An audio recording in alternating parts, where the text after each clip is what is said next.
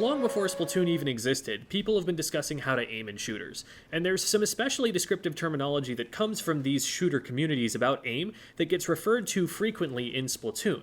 I get a lot of questions about these terms because they're coming from a tradition of play that a lot of Splatoon players aren't necessarily familiar with. Splatoon is a shooter for people who don't like shooters, in large part because of the increased emphasis on movement and the colorful kid-friendly aesthetic, both of which are uncommon in FPS esports.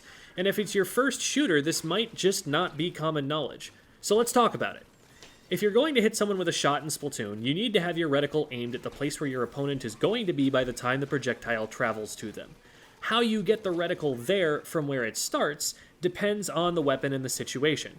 Sometimes it's advantageous to start with your reticle off the target, quickly snap to the target, and fire at the exact moment your reticle reaches them. This method is called flick aiming, or just flicking. This is especially useful for chargers, or snipers and other shooters, because they're weapons that only need to hit a single shot to eliminate the opponent.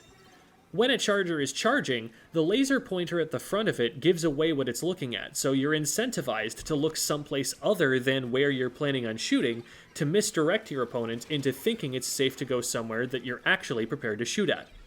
This method is much less viable for weapons that need to hit multiple shots in quick succession, like a Splash-O-Matic or Tetradualies.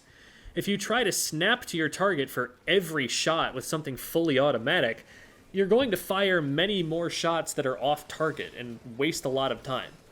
These weapons have to use what's called tracking aim instead.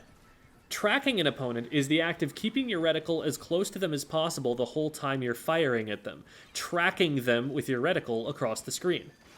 Tetradualies, for example, need to be tracking their opponent the entire time they're firing because they fire shots even during the dodge rolls, and with a relatively slow time to splat, they need to make every single shot they fire count. With slower weapons, trying to keep your aim on a slippery opponent for the entirety of the process of figuring out where the shot is going to need to go might throw you off and make it more difficult to determine where they're actually going to be.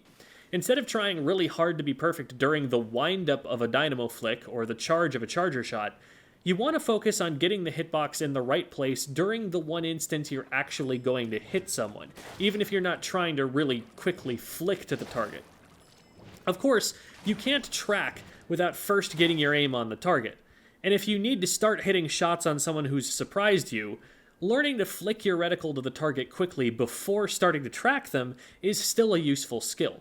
It's generally a good idea to practice all of the different aiming tasks that apply for your weapon, especially on moving targets, to prepare yourself as best you can to hit your shots when you need to.